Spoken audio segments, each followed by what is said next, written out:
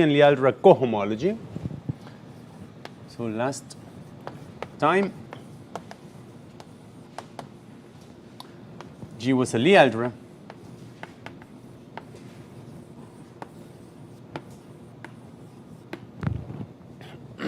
That we've taken it to be finite dimensional.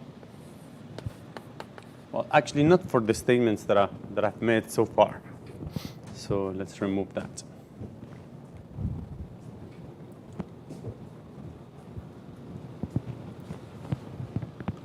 So we had is the Chevalier-Eilenberg complex of G, which was constructed as the direct sum of wedge dot, well, with k bigger or equal than 1. I think I've taken 0 in the end of G. And if M is on the Chevalier-Eilenberg complex computing cohomology, which was the direct sum of k bigger or equal than 0, of wedge k of G star. And if M is a module, we constructed these complexes Gm, which was the tensor product of Cg over the field with M, and the complex computing its cohomology C of G tensor with K with M. Here M is a G module.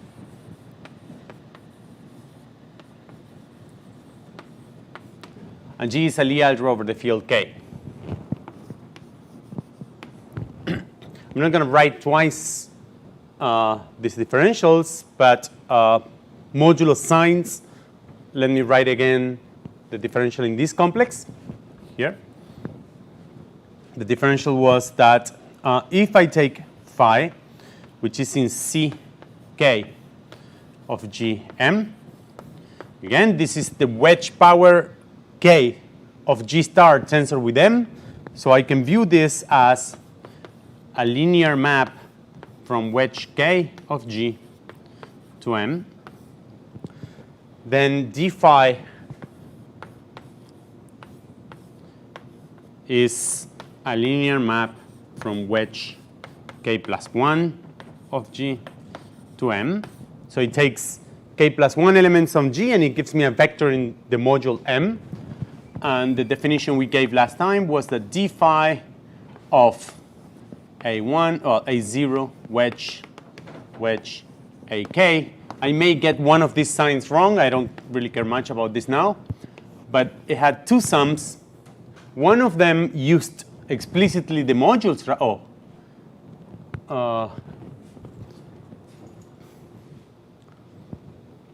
Actually here, this is not exactly like this. So this, yeah, so I'll take it that way. So one of them used explicitly the module structure on M. And what we did is, well, there's a sign. I goes from 0 up to K. And then we take out AI. So what we can do is take out the element AI and act on phi of A0 wedge AK, and then I is missing here. So the symbol here means that this is a wedge product of K elements, not K plus 1, because I is missing here. So this guy here is an element in M. Phi applied to a wedge K element gives me an element in the module. And here I'm using the action of G in M, on M. So that was one of the summands, and then there was another one, which was a sum of 0 less or equal than I less than J less or equal than K. And here there's a sign that I may get this one wrong. I don't remember if it was this or perhaps plus 1. I'm going to leave it as this. And what I'll do is I'll just take phi of AI, AJ, wedge, A0, AK. and here I and j are missing. Here I'm not using the module structure on M. Here I'm only using the Lie algebra structure on G, okay, where I'm taking the bracket. So these two summands are essentially different. If I look at cohomology with coefficients in the trivial module, namely just the field, and this action is 0, this summand completely disappears, and that's just the Lie algebra cohomology of G. The same for the homology, but I'm not going to write this again. So that's the differential that we had last time. So another thing that I started constructing last time was that G acts on this complex. G acts on C star G M. And actually, let's make it act on C. Let's think here. This is the one that I started computing. And the action is by the coadjoint action.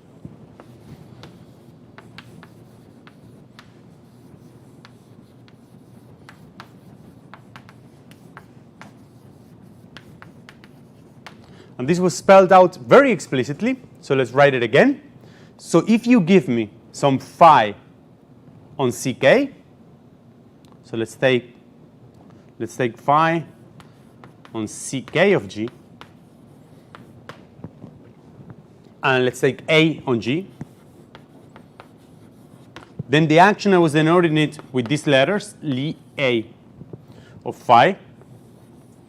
So now this is again an element in CK of G.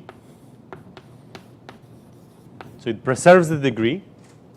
And, well, I can probably use it here. So Li A acting on phi, since this is an element in CK of G, it takes A1 wedge AK. It takes K elements. And it needs to give me an element on the field, on K. CK of G is just this product. So what is this number? Well, this number is going to be the sum of, I'm going to get these signs wrong, but it doesn't matter. So I'm going to take phi of A1 wedge in the ith position. So this is going to be AI minus 1. And then in the ith position, I'm going to put the bracket of A with AI. Wedge. And then AK is going to be here. And I'm going to put a minus sign here. And there's no sign, there's no minus 1 to the I. Okay? So that's the definition of the adjoint action. And you need to check that this is indeed an action, that this guy becomes a module over this Lie algebra. Namely, we need to check that the action by the bracket of two elements is acting on phi is equal to the action of A, the action of B, acting on phi, minus the action of B, the action of A, acting on phi. And I'll leave that to you. This is essentially the Jacobi identity over the Lie algebra.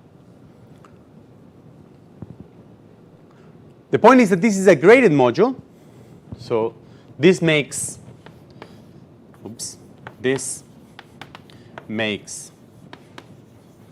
C dot G into a graded G module. The degree is this K, this number K where phi lives. Since a graded module means that. It's just that it is a direct sum of modules over G. Each one of these CKs is a module. The whole thing becomes a module and is graded. The graded component of degree K are these elements in wedge K. And moreover, just by taking the tensor product, this also makes C dot JM a graded G module. Because this is simply defined as the action of Lie of A on an element phi tensor M here phi is in Ck of G, and M is in the module M. Therefore, this tensor product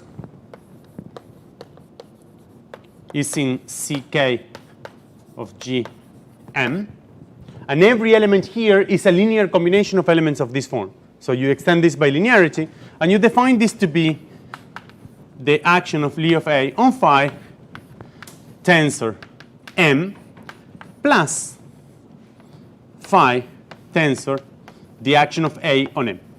And you again need to check that this is an action, namely that it satisfies this condition. And I'm going to denote both actions by this symbol Li of A. Okay, that's a very simple exercise. Check that these are actions. Okay, so I have two graded modules for a Lie algebra G. But moreover, this guy here is a graded commutative algebra with a unit.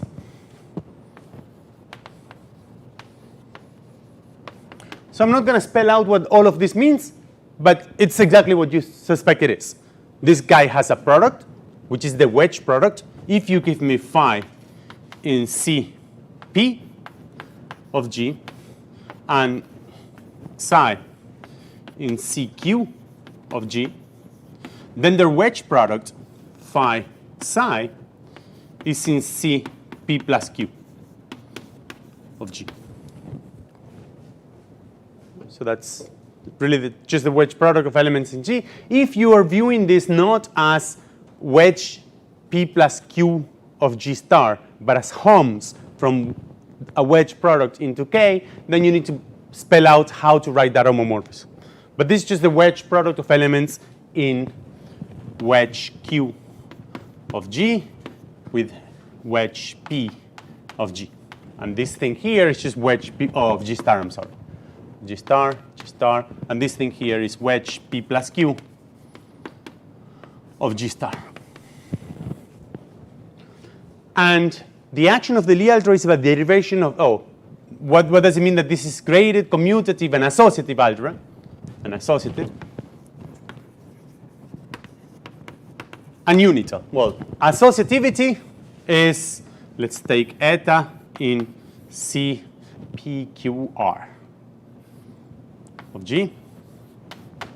Then what we know is that phi wedge psi wedge eta is equal to phi wedge psi wedge eta. So that's wedge eta. So that's the usual associativity condition. And the commutativity condition is that phi wedge psi is equal to -1 to the P times Q psi wedge phi. So that's the commutativity constraint. And the unital part is that we have 1, which is in C0 of G star, of G. And this is just the field K, because this is wedge 0 of G star. So we have the element 1 on the field, and that's a unit. 1 wedge phi is equal to 1 times phi, which is equal to phi, which is phi times 1, which is phi wedge 1. Okay? So that's a unital graded commutative algebra. And the Lie algebra action is by derivations of this operation.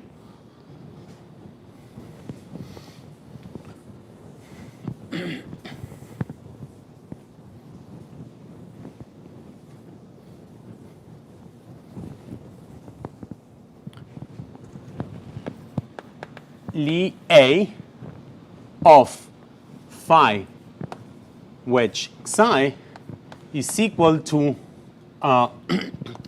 Lie A of phi wedge psi plus phi wedge Lie A of psi.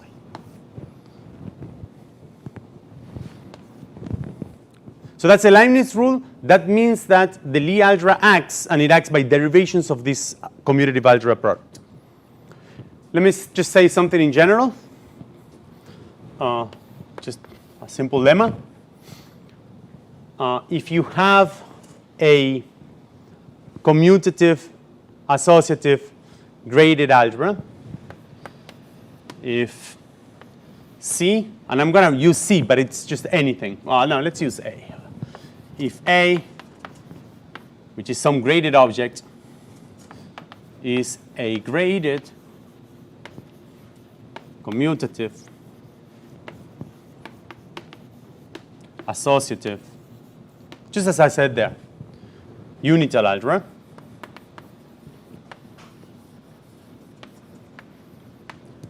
let's define the derivations of A. This is also going to be graded.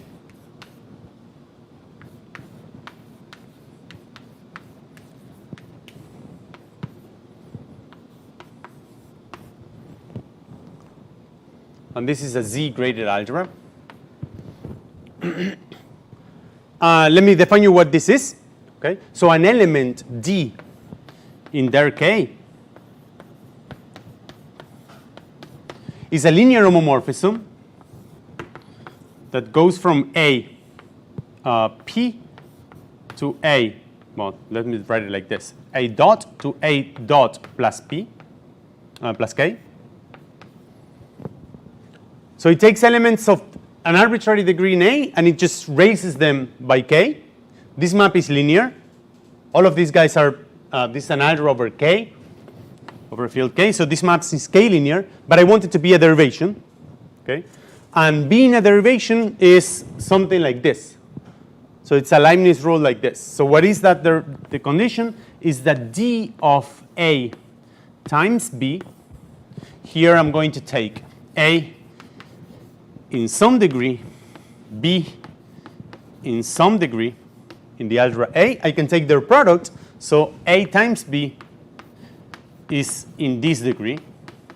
That means that my algebra is graded, and what I will require is that this is just the derivative acting on A times B plus A times the derivative acting on B. It's just that I'm going to add a sign. -1 to the K times P. So this sign depends on the degree of A, and it does not depend on the degree of B. It depends on the degree of A and on the degree of D. Okay? So this is a derivation of degree D, of degree K of the commutative algebra A. And the lemma we want to prove now is that the set of derivations of the algebra is a Lie algebra.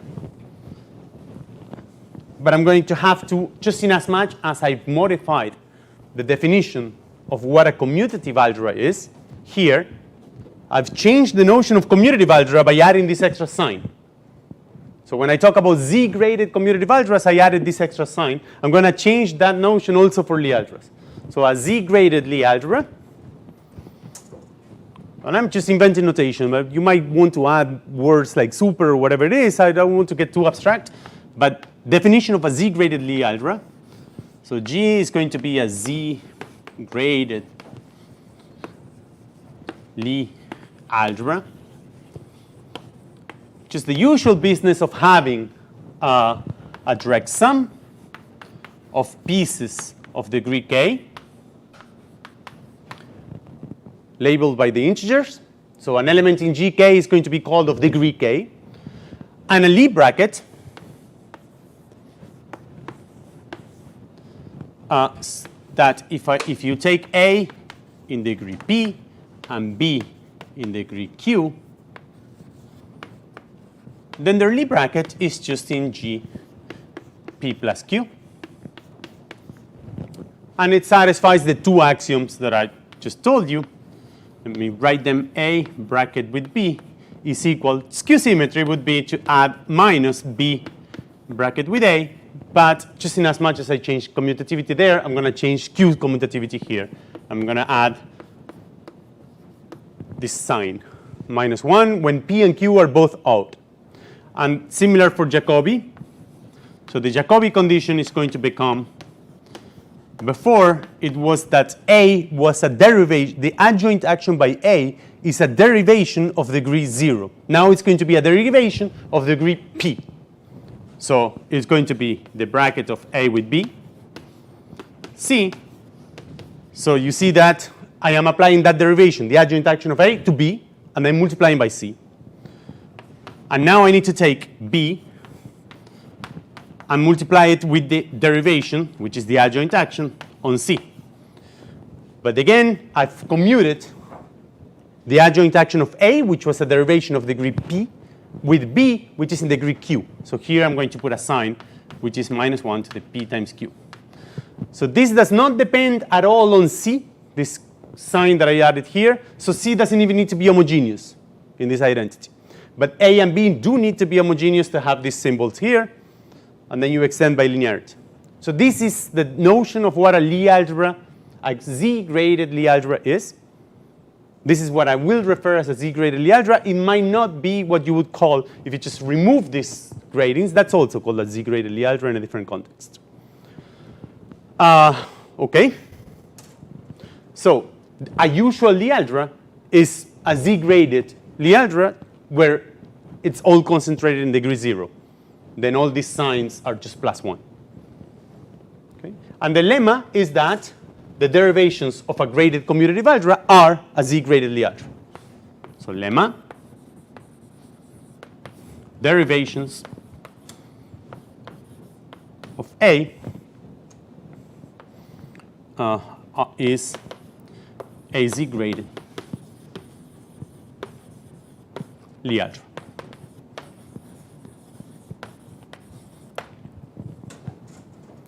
And that's the degree there. So let's prove that. It's just a simple trivial computation.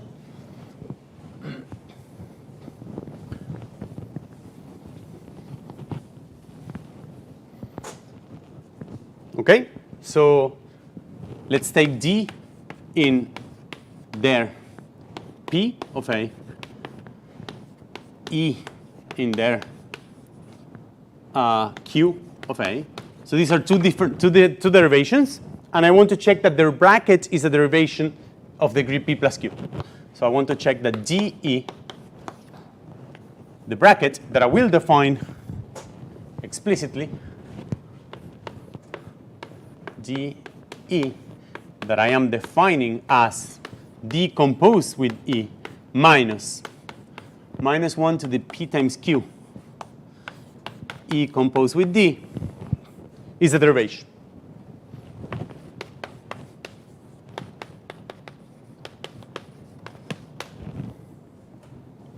So for that, I need to take two elements of the algebra A. Let's take A in AR, B, well, anywhere. So in this, to check the condition of being a derivation, this B didn't even need to be homogeneous. The only sign that appears is the sign of the derivation with the sign of A. So I'm going to just take B to be arbitrarily an element in A. Okay, and what I need to check is, well, what is this bracket of DE applied to A times B,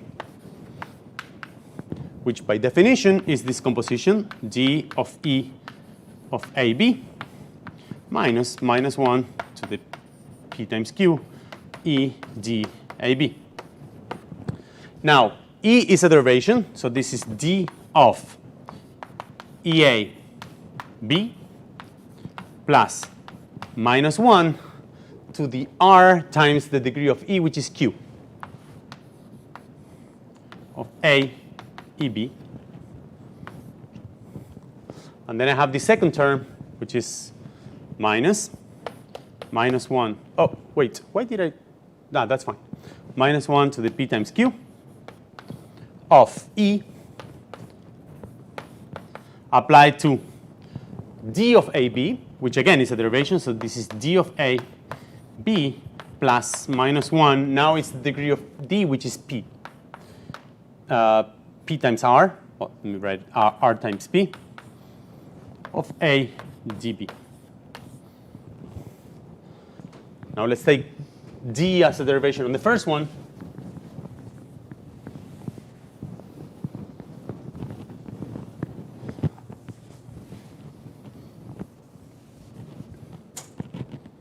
So let's take D of a product. So this is D, E, A times B.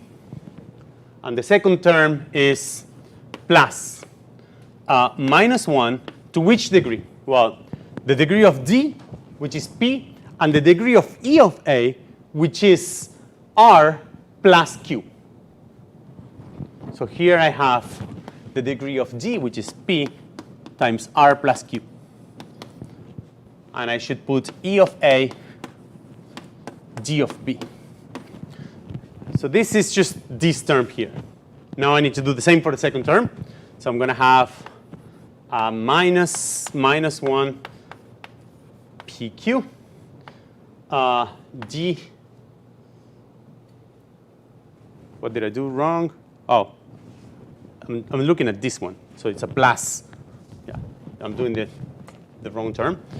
I want to look at this term now, which is plus minus 1 to the RQ, D of A, EB. Let's do this slightly faster. Someone correct me because I'm very bad at this kind of computations. Now I need to put the degree of D past A, so that's P times R. And here's A, D, E, B. So that's the second term. Let's do the third term. So this is a minus 1 to the PQ. And I have E, D, A times B. Minus 1 to the PQ. And now I commuted E past D of A. So that's a Q times R plus P. And I have D of A, E of B. So that's the third term from here. And now I need to deal with the last one. And the last one is a minus 1 to the PQ. That comes from there, plus this term here, which is an RP.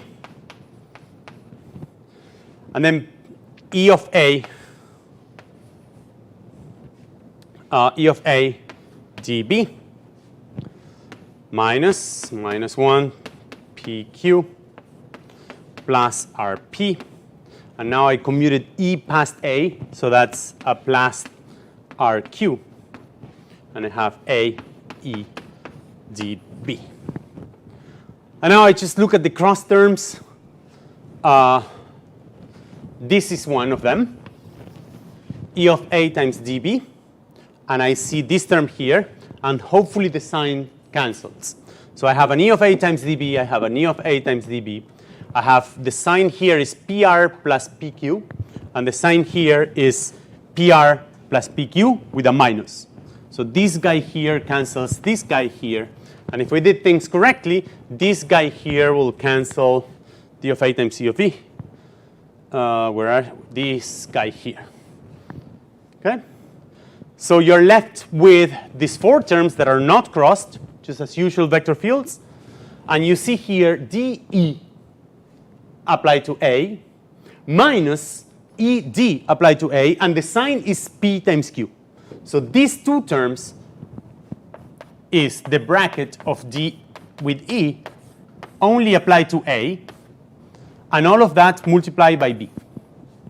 So these are these two terms. And the last two terms are this and this, and I need to be careful about the sign. I'll worry about this in a second. But what I see from these two terms, I'm going to put this minus overall. No, I'm going to put this as a plus. So I'll worry about the sign in a second, but what I see is an A times something, and the something is DEB minus EDB, and the minus is because I have PR plus RQ, and the minus comes with the same sign, minus 1 to the PQ. So what I see is that I have an overall sign, which is R factoring common of P plus Q. And here I have A times the bracket of DE applied to B. And now this is the sign of A, this is the degree of A, and this is the degree of the bracket of A and B. So this is precisely the Leibniz rule that I wanted to check. That I started with this guy, that if I was in a graded Lie algebra, since E has degree P a D has degree P, and E has degree Q, this bracket here should be a derivation of degree P plus Q. And that's precisely the Leibniz rule for such a derivation of that degree. Okay? So we now have a graded Lie algebra, a Z-graded Lie algebra, whenever we have a commutative, graded, unital, associative algebra. Where in the hell did I use that it was associative, and where in the hell did I use that it was commutative, that it was, I'm sorry, where did I use that this was a commutative algebra? And where did I use that this was a unital algebra? So exercise, I've never used it. So I've never used commutativity nor unitality of the algebra, of the graded algebra A. I did use associativity. So exercise for you is broken in two pieces.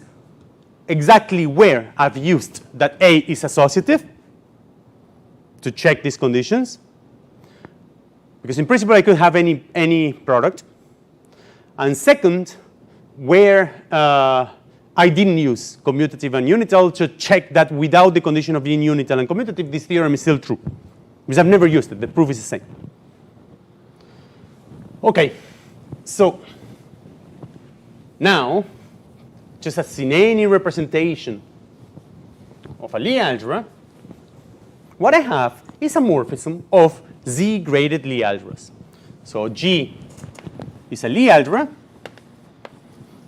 And as I said before, a Lie algebra is a Z-graded Lie algebra, just concentrated in degree 0. These are the same axioms. And what I have is a morphism of Z-graded Lie algebras from G to derivations of the algebra C dot G. And this is the morphism of Z-graded Lie algebras that, if you give me A here, is in degree 0 in G, and the Lie derivative by A is in degree 0 here. I've checked everything in pretty much detail. This is a morphism of Lie algebras.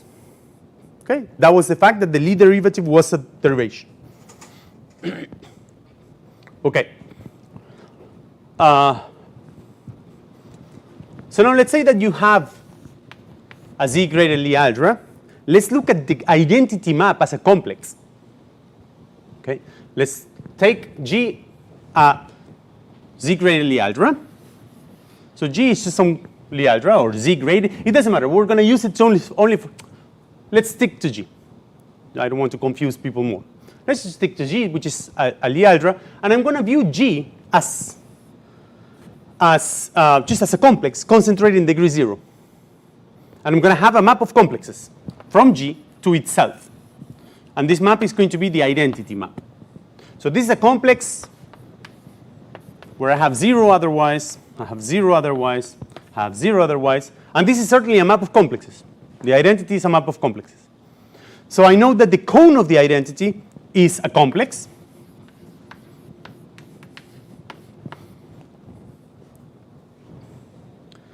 And this complex is very simple, complex to describe, but we already know that it's a split exact complex, because the cone of an invertible map of a quasi-isomorphism was an exact complex. We've already used this to put the cone, to put any f lower star inside of a long exact sequence.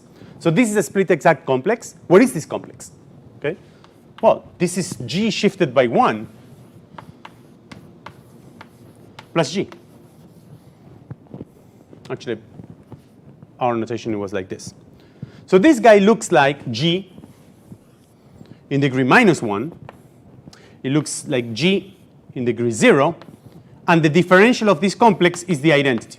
Perhaps I'm writing the identity when I should have written minus the identity, because I think I've used the notation that the cone of a map had for differentials. I think I've used something like minus D on the first guy. So if I had a map of complexes from A to B, I think I used this sign convention. I think this was the sign convention that the book takes. I want to take this complex with the identity as differential. I don't want to add a minus. So if you want, this is the cone of minus the identity. It doesn't matter. It's not going to change much. This is the complex. It's a complex that has only 2 degrees, G in degree -1, G in degree 0, 0 otherwise. But the point I want to make is that this guy, that I'm going to call G dagger, is a Lie algebra. Is a Z-graded Lie algebra.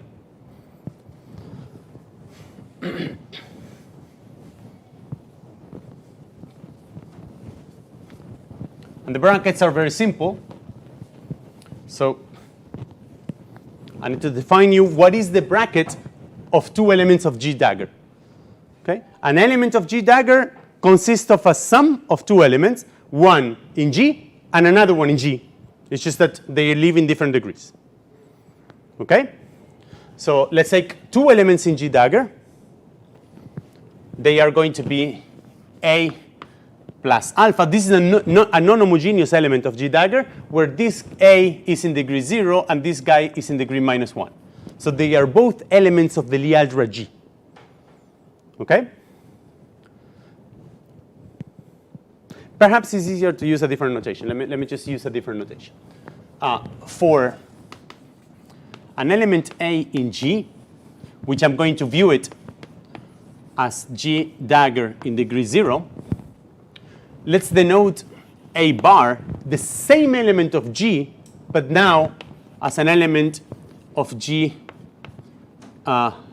This guy is equal to A, but now as an element of G dagger in degree -1. Okay? Both spaces are G. So I can use an element of G as living here or here. I'm going to add a bar just to denote an element here in this copy, which is in degree -1. So now, the commutativity rules the brackets for this Lie algebra. Okay? I'm going to declare the bracket of A with B in G dagger. Well, this is an element of degree 0. Bracket an element of degree 0 should be in degree 0. So I'm going to declare it to be the bracket of A and B in the Lie algebra G. I'm going to declare the bracket. This one is also easy. If you give me two elements of degree -1, I'm going to declare that to be 0 because I have nothing in degree -2. And if you give me an element in degree 0 with an element in degree -1, then I'm going to take the bracket of these two elements. So this is in G dagger. I'm going to take A and B, which are elements of G, take their brackets in G. Now this is an element in G, but I'm going to put a bar. So this is in degree 0, this is in degree -1, and this whole thing is in degree -1. Now I need to check. Well, this one is imposed on me. The bracket of B bar with A in G dagger. Well, I cannot choose arbitrarily this here because skew symmetry tells me that this should be minus the product of the signs, but this is in degree 0 and this is in degree 1, so still is a minus. So I need to put minus the bracket of A with B bar in G dagger. So this is imposed on me. Exercise, check that this is a Lie algebra. Namely, you need to check the skew symmetry condition that is explicitly written there, and you need to check the Jacobi identity. The Jacobi identity is, it only has two terms that are non-trivial. One is the Jacobi condition for G in degree 0, and the other one is the fact that G is a representation of this G by the adjoint action. So that's the Jacobi condition. Okay, so for any Lie algebra, we have another Lie algebra, which is the cone of the identity.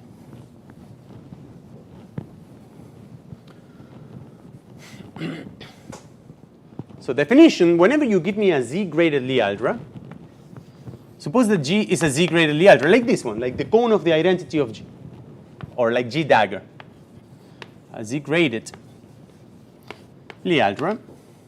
Well, actually, before doing that, before enhancing it, let's notice that C upper, the complex computing cohomology of G is a module for this Lie algebra.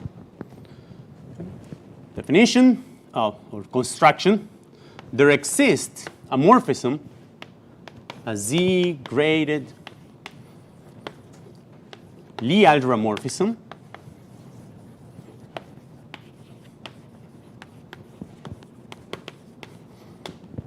from G dagger to derivations of the algebra C dot of G. This is a Z-graded Lie algebra. This is a Z-graded Lie algebra. Now it's a non-trivial Z-graded Lie algebra. This guy has 2 degrees. It has degree 0 and degree -1. And this guy has many degrees from 0 up to the dimension of the Lie algebra G. Okay? If the Lie algebra G is infinite dimensional, this thing is not bounded on one of the directions. Okay, and I claim that there is a natural Z-graded algebra morphism from this to this. We've already constructed what happens in degree 0. So this morphism extends this one that goes to derivations of degree 0 of C dot of G. So what I'm looking now is to a map that sends a bar, and it should give me something which should be a derivation of degree -1. Because if this is a morphism of Z-graded Lie algebra, it should preserve degrees. This one is at degree 0. This should be in degree -1. And I'm going to denote that derivation of degree -1, I of A. So this is just a notation for the image of this morphism on the degree -1 piece. And it's going to be what you expect it to be, contraction by A. So the good thing about derivations, or perhaps the good thing about that algebra, the algebra C, the algebra that computes the Lie algebra cohomology, is that this is a very special algebra. This is a commutative algebra that is freely generated by G star. So this is the free commutative algebra, graded algebra, generated by what happens in degree 1, which is G star. Okay? Let me write this. This algebra, C dot G, is freely generated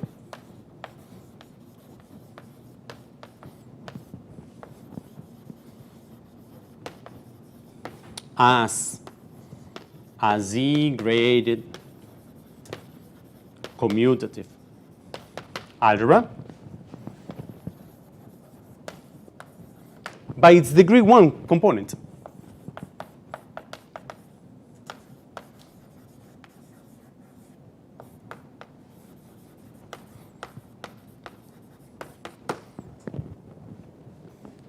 What does it mean that it's freely generated as that? Well, it means that it is a Z-graded commutative associative algebra.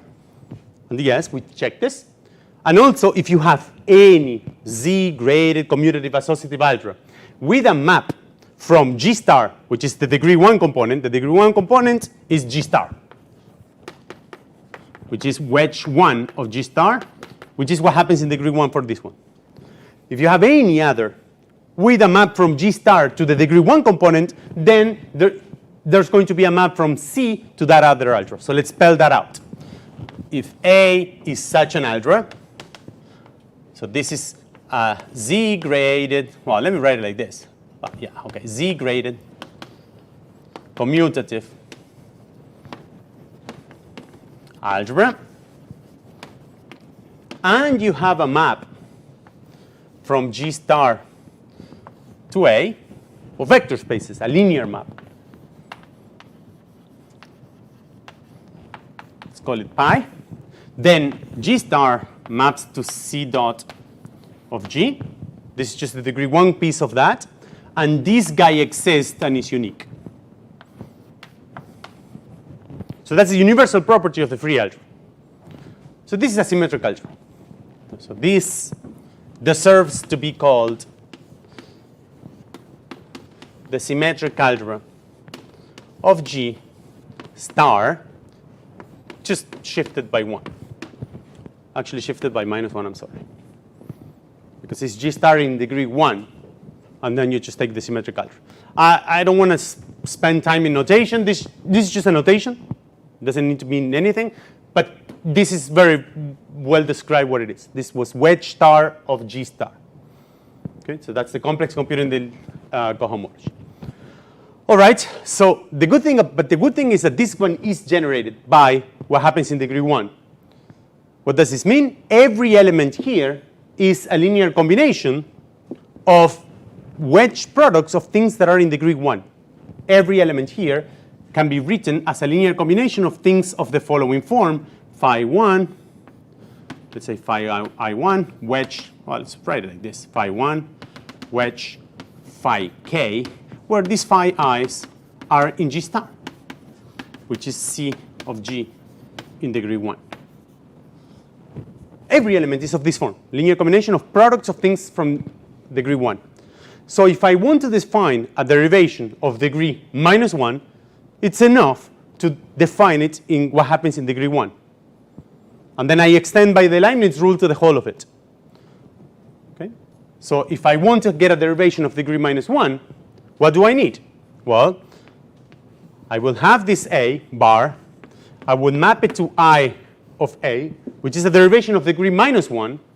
And this guy, being a derivation of degree -1, needs to send Ck of G to Ck-1 of G. In particular, it's a linear morphism this way. So in particular, it should send G star, which is in degree 1, to K, which is in degree 0. Okay? Now, given an element of the Lie algebra A, I am trying to find a map from G star to K, and there's a unique such map which is canonical without any choice. If you give me phi here, you can just send it to phi of A. And you declare that to be I of A applied to phi. Okay? And you extend this by the Leibniz rule. And the extension is unique. So, but in this particular case, you know what the form is. So what is the Leibniz rule? The Leibniz rule is that since A is of degree -1, then I of A applied to phi wedge eta should be I of A of phi wedge. Now, this guy has degree -1. So this is -1, oops, no, I'm sorry, xi plus -1 to the degree P phi wedge I of A of xi, and here phi is in degree P. Okay, so that extends this in a unique way. If you write it explicitly for this element here, it's going to be just an alternating sum of applying A to each one of these guys. Okay, so explicitly, I of A applied to phi 1 wedge phi k is just the sum of -1 to the I from I is equal to 1 up to k. No, shoot. No, there's an extra sign here. Let's start from 0. It doesn't matter. So I want that the I is equal to 1 term comes with a plus sign. Now I'm applying A to this guy. And then all the other ones is an alternating sum. And what I have is phi I evaluated at A. That's an element in the field. And now I take phi 1 wedge phi k, and I is missing here. So that's an explicit contraction. Check that this is a derivation. And moreover, we need to check that this is a Lie algebra morphism. So theorem, that is a Lie algebra morphism. Theorem, this is a Lie algebra morphism.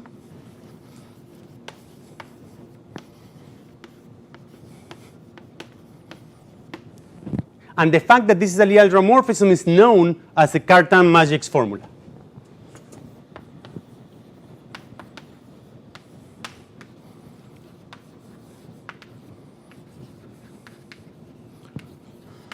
So let's remember what this means. For this to be a Lie algebra morphism, I need to check that this morphism sends brackets to brackets. Okay? So the bracket of the degree 0 piece should be the bracket in the derivations. Okay? So what are these brackets that I'm reading here? I should read them in the derivation side. So this thing here means that the Lie algebra action of the bracket of A and B is Lie of A, Lie of B. So that's the first formula that we've already known. This one here says that the contraction of I of A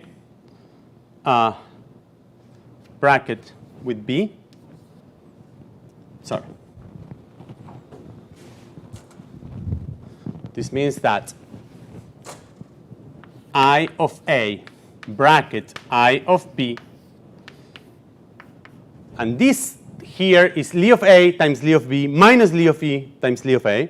But now these two guys are derivations of degree minus 1. So this is I of A, I of B plus I of B, I of A. And this should be the action of the bracket. But the bracket is 0. So this should be 0. And you can check immediately that contraction commutes in that sense. If I contract by A and then I contract by B, it's the same thing as contracting by B and then contracting by A. There's only a sign change because there's this minus extra sign here. And the one that is non-trivial, which is Cartan's magic formula, is this condition. So this is a condition between the compatibility between the Lie derivative and the contraction. So this is that the Lie derivative, well, I can read it here. Okay. How does A bracket B act? Well, this is an element in degree minus 1. So this guy will act by a contraction. It's going to be the contraction by the element AB. But this should be the Lie bracket of A acting and B acting. So this should be the bracket of Lie of A with a contraction by B. And this is, actually this is not really Cartan magic's formula. I think Cartan magic's formula involves what I'm going to prove at the end of today's lecture. So this is Lie of A. Yeah, I'm very bad with names. I of B, Lie of A. And this is an exercise for you. Check this. Actually, you can do something better.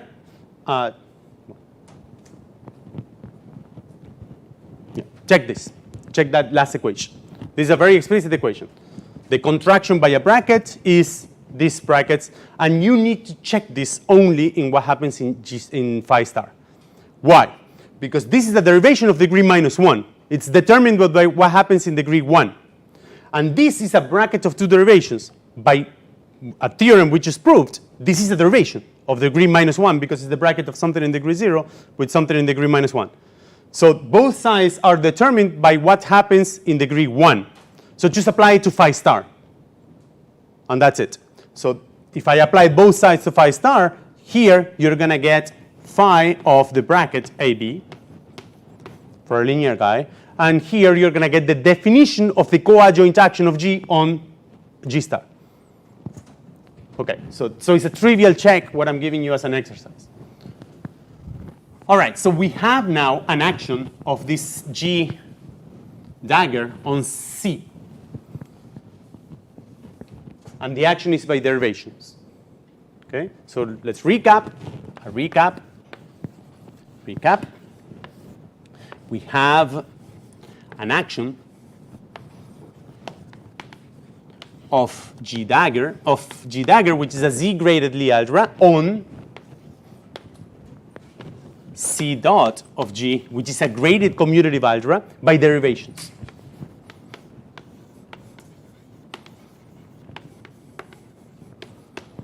Now, this one came with a differential. It computed the homology of the Lie algebra. And this one came with a differential. It was the identity map. So in which sense is this guy that comes with, is a complex, not only a Z-graded Lie algebra, and this guy is a complex, how are they compatible? Okay, and this requires an extra definition. A DGLA. I don't want to continue writing many words. Differential graded Lie algebra is going to be a Z-graded Lie algebra.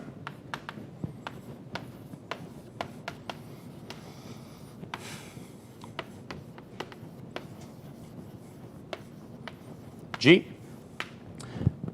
With a differential that I'm going to choose it to be of degree +1. You can choose it to be of degree -1. So this is going to be a map from G to G dot +1. There is going to be a differential, so the squares to 0.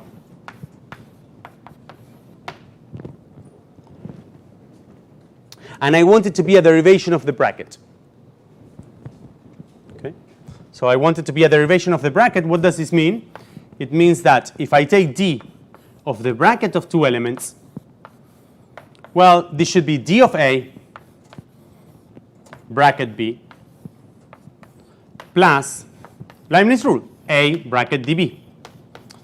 But again, since I am in a graded setting and D has degree 1, here I need to put a sign which is -1 to the P where A is in GP. Okay? D has degree 1, so here is a P times 1. Okay, so that's the definition of a differential graded Lie algebra. And of course, G dagger is such a differential graded Lie algebra. I only have degrees -1 and 1, so D squares to 0 is free. And, well, we need to check this condition. Okay?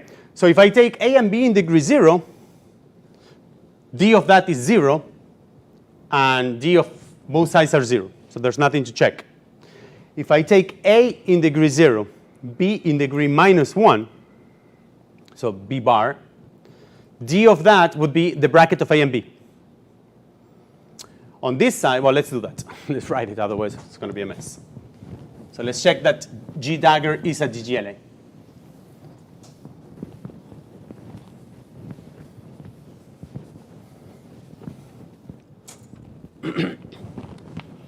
G dagger is a DGLA.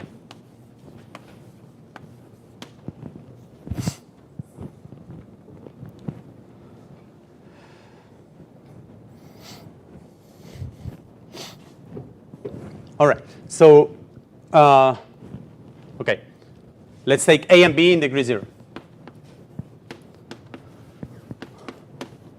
So then D of the bracket of A and B is in degree 1, therefore is 0. And on the other hand, D of A is 0, bracket B, this is 0, plus a sign here, which is 0, so there's a plus, and then I have A dB. And this one is also 0, so there's nothing to check. Let's take A bracket B bar. And let's take D of that. So now A bracket B bar, by definition, was D of AB, now in degree -1. And D is the identity map. So this is just AB, which is in degree 0.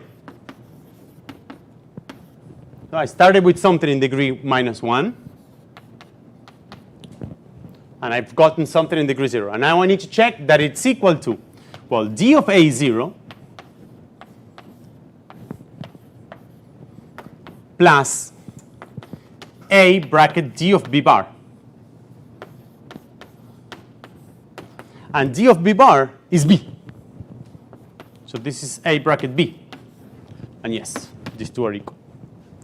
Now let's say both of them in degree -1. A bar, B bar. And let's apply D. The bracket of these two guys is 0 in G dagger, so this is 0. And now I need to check the Leibniz rule. So I get D of A bar, bracket B bar, plus, and now I need to be careful because D is of degree 1 and A bar is in degree -1, so this is a minus. And that's important that I had that minus. So this is A bar, D of B bar. So this is A bracket B bar, which is the bracket of A and B with an overall bar, minus A bracket B. A bar bracket B. And again, by the skew symmetry that we wrote there, these two are equal. This is the bracket of A and B bar, and this is the bracket of A and B bar. Okay, so we've checked that G dagger is a DGLA. More generally, if you have a complex and you take the free algebra, the free commutative algebra generated by that complex, the derivations is not only a graded Lie algebra as I proved, but it's a differential graded Lie algebra.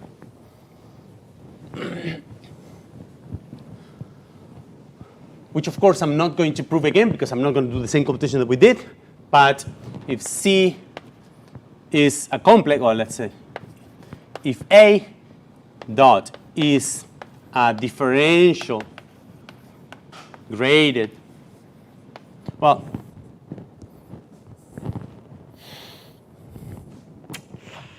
okay, I'm going to write things that are true that we don't necessarily need now. But if A is a differential graded commutative, we don't really need the commutative, but let's add them. Commutative, associative, algebra, which I leave you to define what it is, but it's just the same as for a DGLA, that you have a differential of degree +1 that is an actual derivation of the algebra structure. Then the derivations of this is a DGLA. So what we know is that if I forget about the differential, the derivations is a graded Lie algebra. If I add the differential, then the derivations is a DGLA.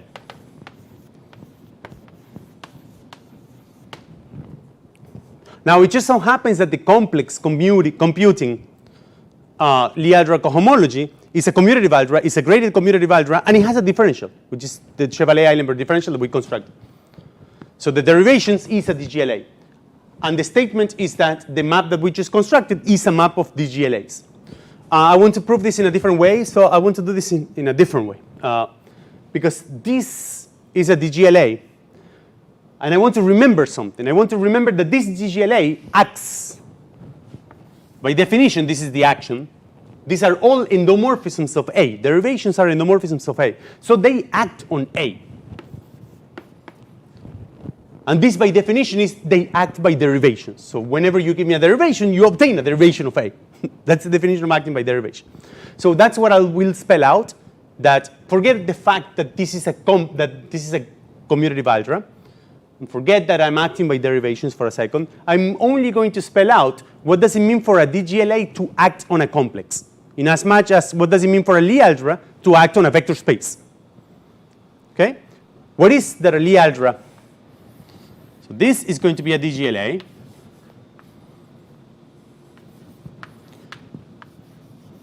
And M is going to be a complex.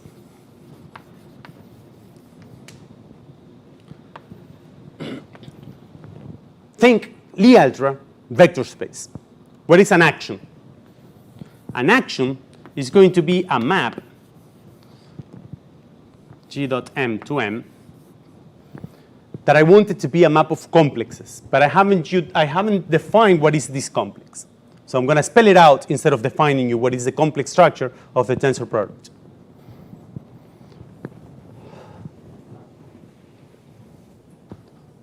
But it boils down to having that being a map of complexes, in addition to being an action of the Lie algebra on M. Okay? So the fact that it is an action is the usual one.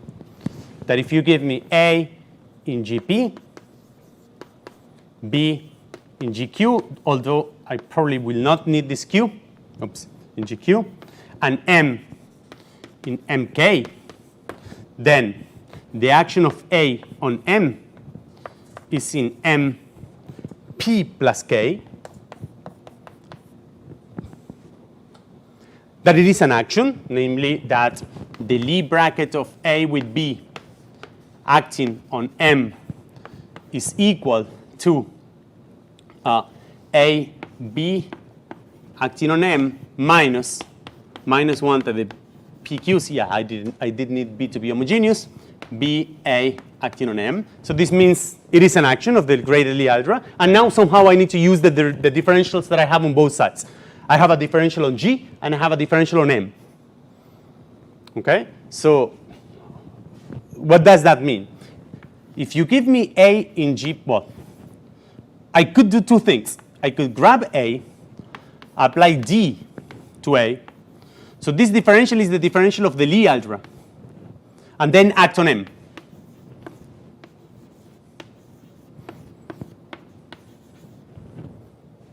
Or I could apply A to M and then act. Oops, sorry.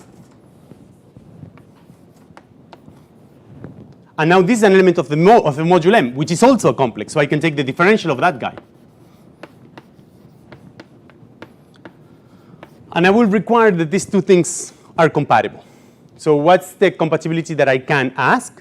Well, I'm going to view this as a Leibniz sort of rule. So I grab A, I act on M, and I take the differential of the module M this, and this I will write it as the commutator of D with A. So that's going to be the differential on the Lie algebra G of A acting on M, plus Now, this guy is degree 1. This guy is of degree p. So I'm going to put that sign, -1 to the p. And this is going to be A acting on the differential of M. So this is the new rule. This is a condition on the differentials. And this is a non-trivial condition of differentials. And exercise, check exercise. Define the structure of a complex. When you have two complexes, define the structure of a complex in the tensor product. And check that this is equivalent to having this map being a map of complexes. I am lying here in a place. So this is a complex. This is the exercise. This is a complex in a unique way. And this is a map of complexes.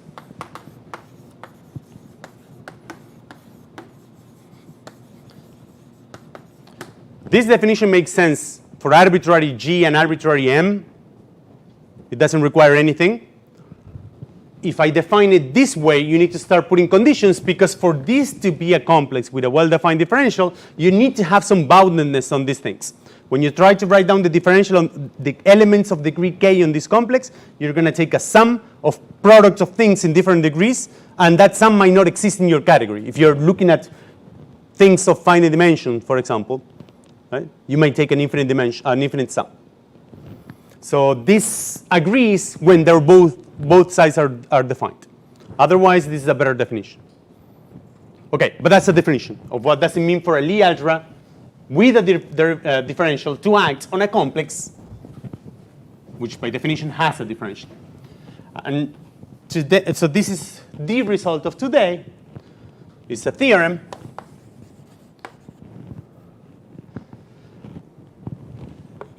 This guy, which is wedge star of G star, which was obviously and trivially constructed as a Z graded representation of G dagger, is a DG Lie algebra representation. And for that, I need to add this differential. And this is in a unique way. Is a DG Lie algebra representation, namely, it satisfies that definition of G dagger. Let me rewrite this in a different way. This guy is a Z-graded representation of G dagger. This we've already checked. But this G dagger also has a differential. There exists a unique differential D differential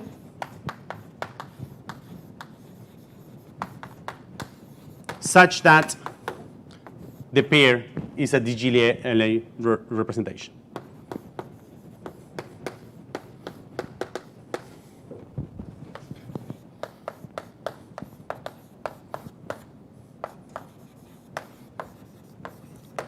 So I didn't need the differential. This differential is cooked out uniquely. It's determined uniquely by the module structure of my Lie algebra.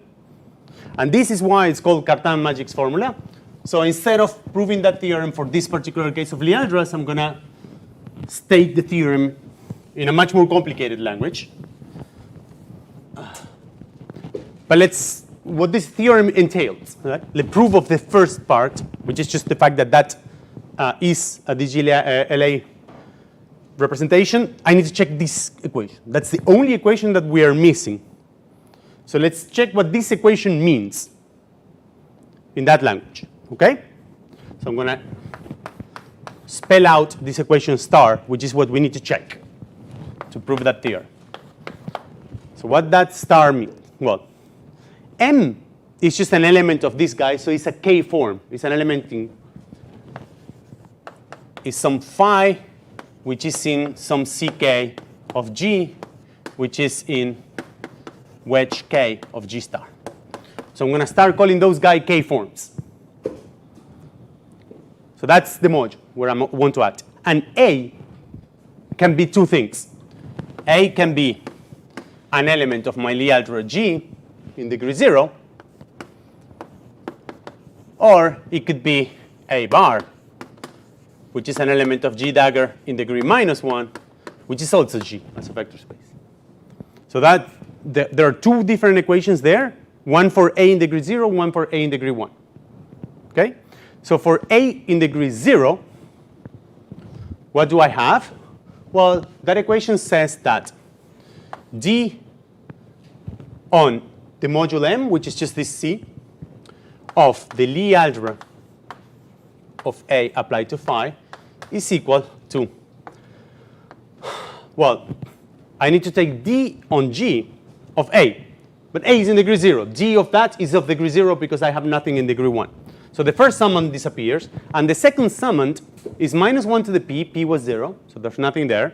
So this is the Lie algebra derivative of A acting on dm, which is d phi. So this is Lie derivative commutes with the ramp differential.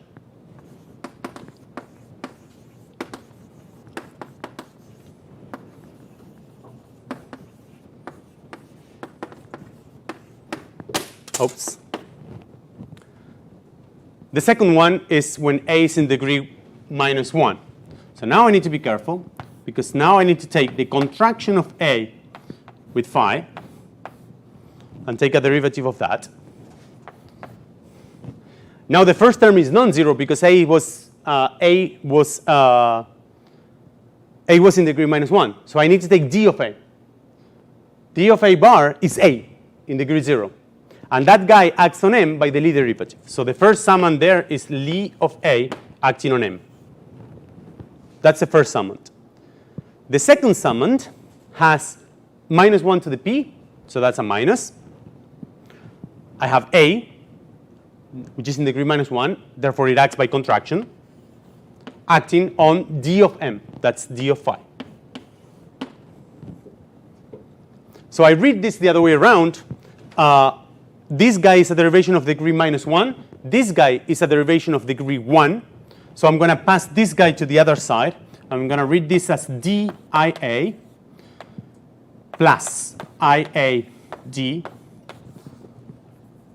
And all of this applied to phi. And this is Lie of A applied to phi.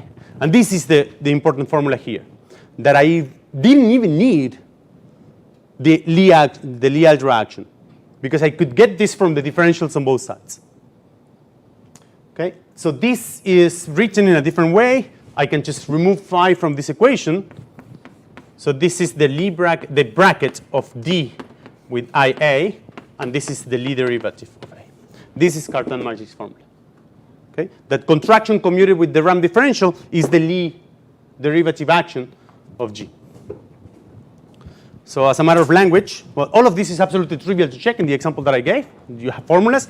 All of them are derivations. Let's check this. Let's check one just to say that we checked it. Let's check this equation, which is the important one. This is a differential is of degree 1. This is a derivation of degree minus 1. So the bracket is a derivation of degree 0. Okay? Everything is determined to what happens in degree 1, therefore. We just need to check that. That they both, if they both agree in degree 1, then by the Leibniz rule, they will agree in every degree, because both sides are derivations, both sides satisfy the Leibniz rule, and as long as I know what derivation, how a derivation acts on degree 1, then I know how it acts everywhere by the Leibniz rule. So I need to check that when phi is a 1 form, both sides are equal. So when phi is in G star, and A is in G, then the Lie algebra action of A acting on phi, this I've defined it to be the new form that takes B. Hopefully I'm not going to screw up with the signs. Perhaps I shouldn't. Perhaps I shouldn't check this, but anyways. So I think that I defined everything so that this is the coadjuvant action, and I think I've defined this to be minus phi of A bracket B. So now I'm a little bit worried about this minus sign, but I think this is what I defined. So that's the right-hand side of that identity. Now I need to look at the left-hand side. Well, I have this phi in G star, so I need to take D of that and then contract with A. Okay, so I need d phi,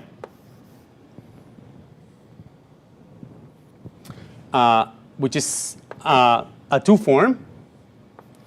Okay, so this is the 2 form that takes b and c. And, well, remember what it was, this form. It only has one summand. This is just phi of bc. And now I'm worried about the sign again. In the Chevalier-Eilenberg complex, I had 2 sums. One had the sign that I'm looking for. One of the summands is 0 because it's a trivial module. The other summand was a sum of -1 to the I plus j, either +1 or not. I think we've chosen signs such that this guy is a +1, but I'm not sure. Not really sure. I don't remember if we chosen the differential so that this is a +1 or a -1. I reserve the right of changing this sign so that this matches with whatever mistake I made before. But this is the 2 form. It takes 2 guys and it gives you this. This is clearly skew symmetric. Now I need to contract this 2 form with I of A.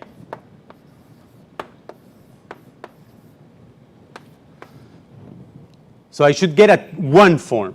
And again, modulo signs, what is this 1 form? This is something that when it takes B, it gives me back phi of AB. Again, probably with a minus sign. That's the 1 form, the map from B to doing this. That's the contraction by A of the original 2 form. The other way around, I could contract with A my phi.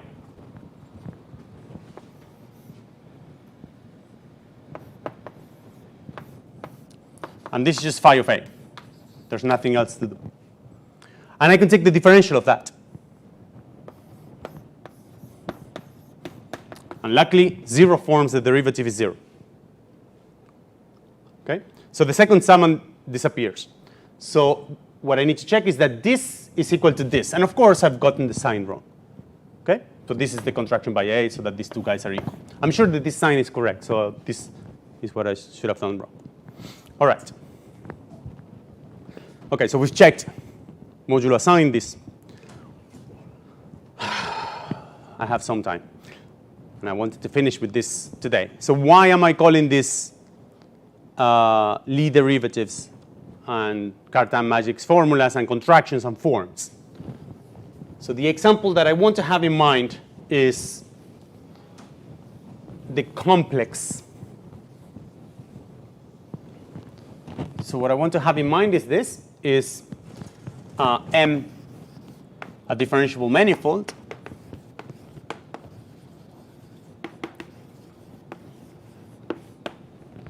so that you look at a commutative algebra, which are the smooth functions on M, or you can look at the RAM complex of this manifold. So I don't know how to write this. So this is going to be sections of this vector bundle. So these are going to be the RAM forms. Okay? So this is the RAM complex of M. And this comes with a differential, D, which is the RAM differential.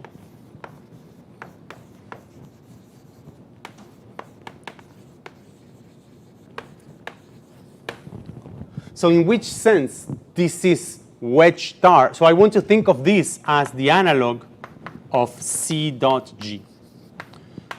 So here is quotes. So if this was to be C dot G, then I am reading wedge star of something. This something should be G star. And this is wedge star of the dual of the tangent bundle of M. So the analog should be that G should be Tm.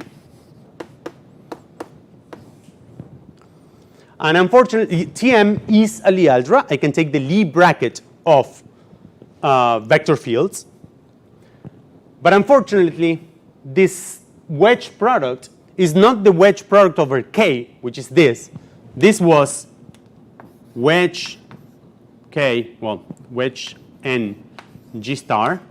And this wedge N is where the trick is.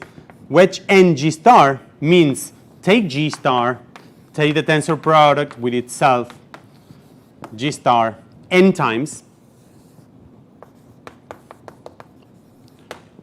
and divide by identifying A times B as minus B times A. So that's what this means. And the trick is that this tensor product is over the field K. This is not what's going on here. This tensor product is not over the field K. This tensor product is being taken over this ring of functions over M.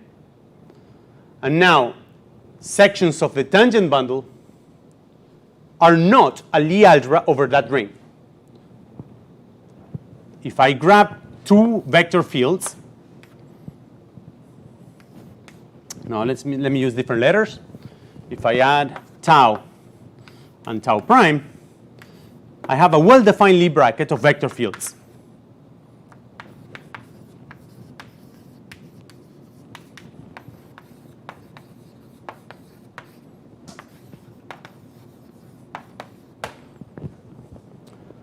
So here, tau and tau prime are sections on the whole manifold M of the tangent bundle of M. Vector fields on M. So I have a well-defined Lie bracket of vector fields. Unfortunately, it's not true that tau bracket a function times tau prime. This is not equal to the function times tau tau prime. So this bracket is not linear with respect to that ring. So I cannot just take the complex that computes the Lie algebra cohomology of a Lie algebra over that ring, because I don't have a Lie algebra over that ring. This is not a Lie, this is a Lie algebra over the underlying field. If this is a differentiable manifold, it's over the real numbers, but it's not a Lie algebra over this ring.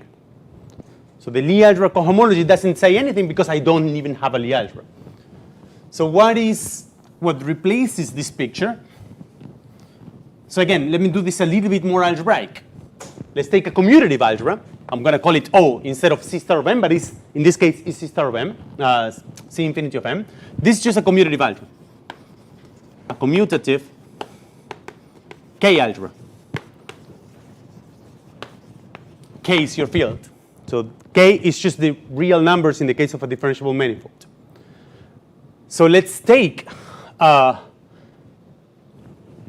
I'm going to use theta. The derivations of O. So these are the K derivations of O. Again, just the derivations of a commutative algebra. So that's Tm. As I said, whenever you have a commutative algebra, this is a Z-graded commutative algebra, derivations are a Lie algebra. So this is a Lie algebra. This is a Lie algebra. But this is a Lie algebra over K. That's what we proved. Okay? This theta is a Lie algebra over K. And what I want to construct is a complex that computes the cohomology of this theta with coefficients in some power, well, of this theta. I want to understand that. If I look at the complex that computes the cohomology of this Lie algebra, then, well, this is a huge infinite dimensional Lie algebra. So if the Chevalier-Eilenberg complex of that is a monster,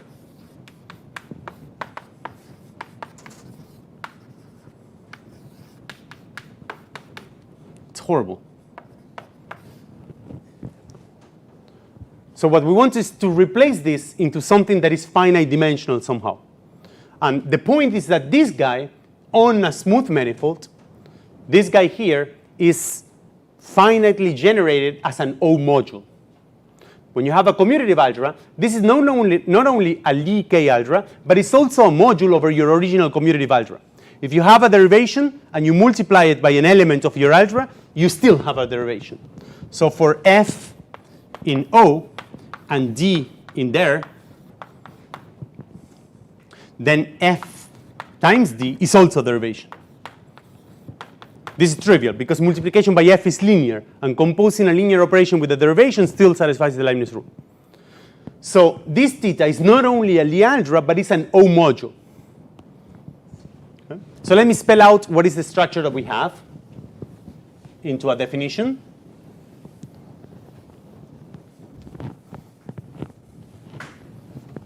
So definition, a Lie O algebroid, or an O Lie algebroid perhaps. So O is a commutative algebra over K, and O Lie algebroid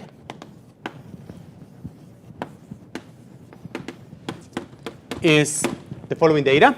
Well, O, which is a commutative algebra, associative unital algebra, theta, this is over K. Theta is an O module.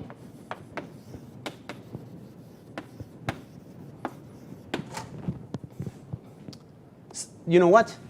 Let me not call it theta. Let me call it L. It's an O module. And L is a Lie algebra.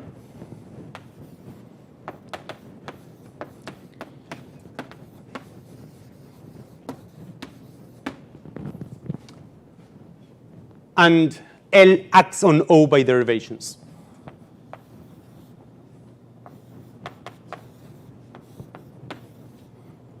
It takes an element tau. I'm going to think of it as a vector field. It takes an element f. I'm going to think of it as a function on the commutative algebra. And it gives me tau of f. And this action is by derivations, meaning tau acting on f times g is equal to tau of f plus g plus f tau of g.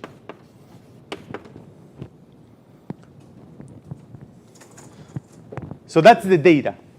The data for a Lie algebra is a commutative algebra functions on a space. A module, the tangent vectors on that space. A Lie algebra structure, well, the tangent vectors have a Lie algebra bracket, and an action of my vectors on my functions. Well, vector fields are derivations of the space of functions. Now the conditions, the compatibility conditions of that data, and there's only one. There's only one condition. Perhaps it fits in the same board. It does. So there's one condition, and it's I have two operations. I have a Lie algebra bracket. Well, I have three. I also have the derivation, and I have the O module structure. So this means that f is in O, tau is in L. I have f times tau, which is in L. So now this data is compatible in the sense that if I take tau and I take f times tau prime, as I said, this is not really f times the bracket. That would mean that the Lie bracket of vector fields is linear over functions.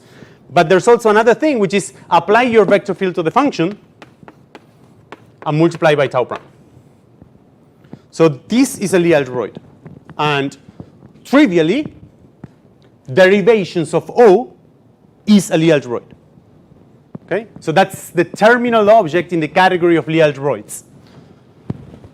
L is equal to derivations of O is a Lie algebroid with the usual bracket of derivations.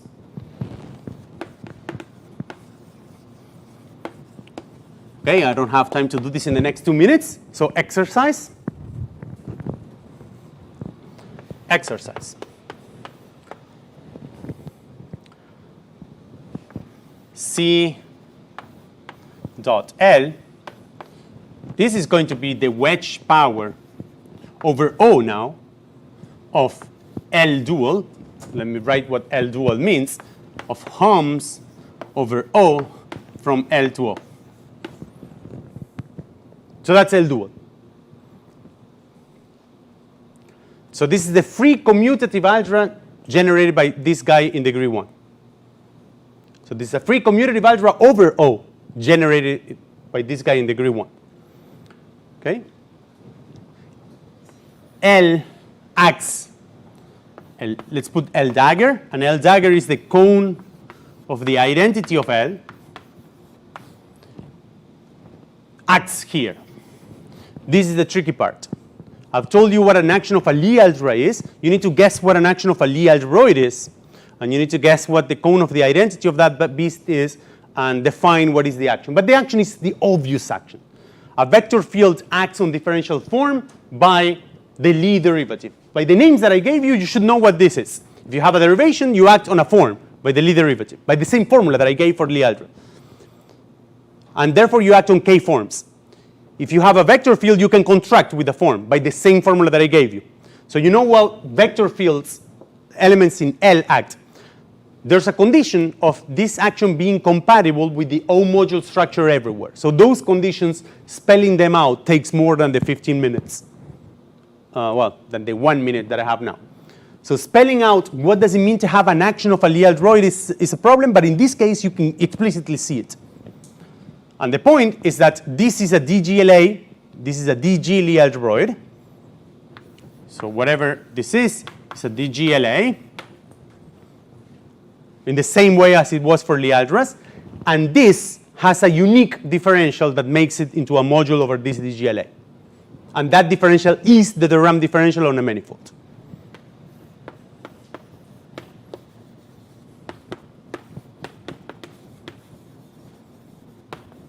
And therefore, it has to satisfy Cartan's magic formula, which is non-trivial to prove. Cartan's magic formula is non-trivial to prove in differential geometry.